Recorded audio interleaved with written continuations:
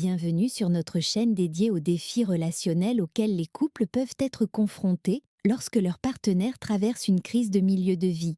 Ici, nous explorons les complexités de ces périodes de transition, offrant des perspectives et des conseils pour naviguer ensemble vers une compréhension mutuelle.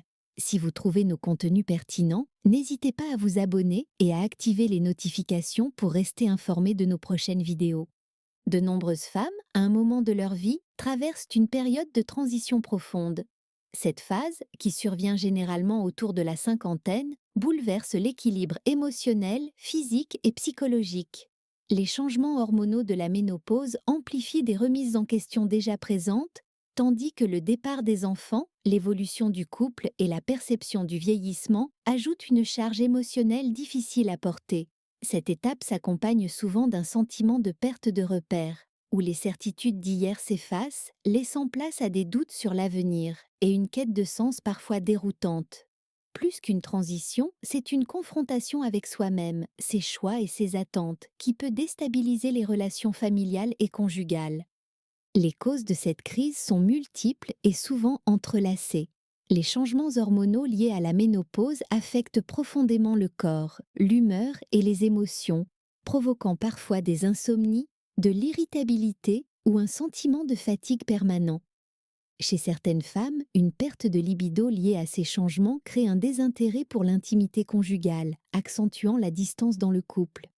À l'inverse, dans de rares cas, une libido accrue émerge, accompagnée d'un désir de renouveau ou d'expériences extra-conjugales. Ces bouleversements, qu'ils atténuent ou amplifient le désir, peuvent fragiliser davantage la relation si le dialogue fait défaut.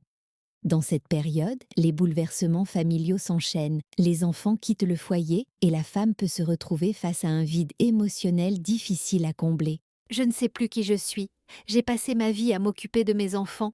Et maintenant qu'ils sont partis, je ne sais plus quel rôle jouer, confie une femme.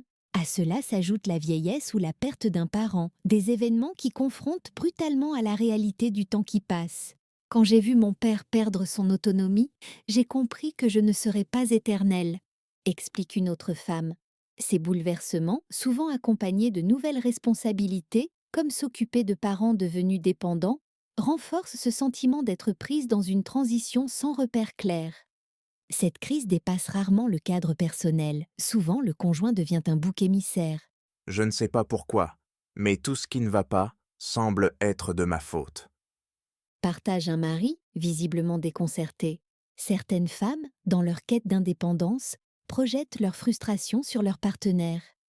Par peur de dévoiler leurs aspirations ou leur mal-être à leurs enfants ou à leur famille, elles justifient parfois leur besoin de changement en s'appuyant sur des tensions conjugales. Cette situation peut creuser un profond fossé au sein du couple. Pour l'homme, la crise de sa conjointe devient une source de confusion et de frustration. Je me sens seul dans mon couple, comme si elle avait érigé un mur entre nous. Confie-t-il. Malgré ses efforts pour comprendre et soutenir, il se sent souvent impuissant face à une distance émotionnelle qu'il ne parvient pas à combler. Cette incompréhension mutuelle, si elle persiste, peut fragiliser les fondations du couple. Les enfants, quant à eux, perçoivent ces tensions, même si elles ne sont pas exprimées ouvertement, ce qui peut perturber leur équilibre émotionnel et affectif. La femme se sent incomprise.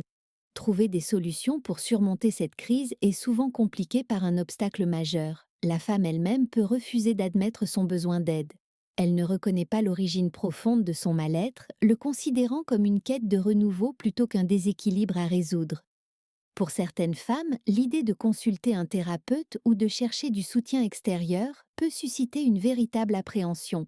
La peur d'être confrontée à des vérités inconfortables ou de remettre en question leur choix peut les pousser à refuser toute démarche d'accompagnement.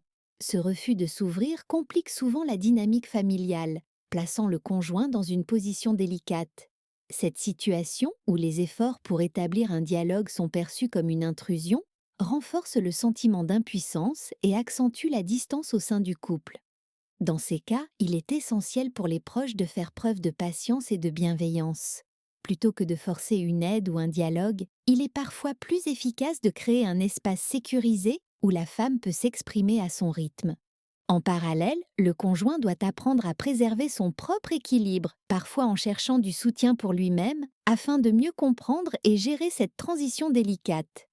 La crise de milieu de vie est une étape complexe, mais elle peut devenir une opportunité de transformation personnelle et relationnelle.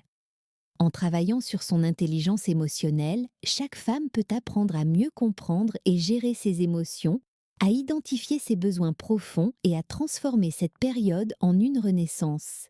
L'intelligence émotionnelle permet de développer une meilleure connaissance de soi et des autres, aidant ainsi à reconstruire des relations sur des bases plus solides et apaisées. Comme le dit une femme ayant surmonté cette phase, c'est en apprenant à écouter mes émotions et à ne plus les fuir que j'ai trouvé ma force. Avec du temps, de l'écoute et du travail sur soi, cette transition peut devenir une nouvelle étape de croissance et d'épanouissement pour toute la famille.